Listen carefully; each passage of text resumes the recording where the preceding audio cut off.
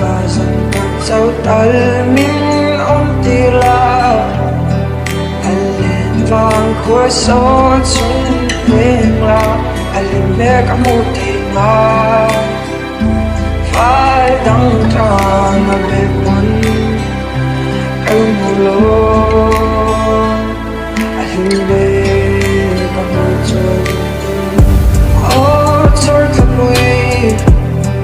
chia và dần dần dấu tay mình ôm tì la anh lên vang khối gió chung bên la anh lên mẹ cả một tình mà phải đắng tràn mà về quân em một lối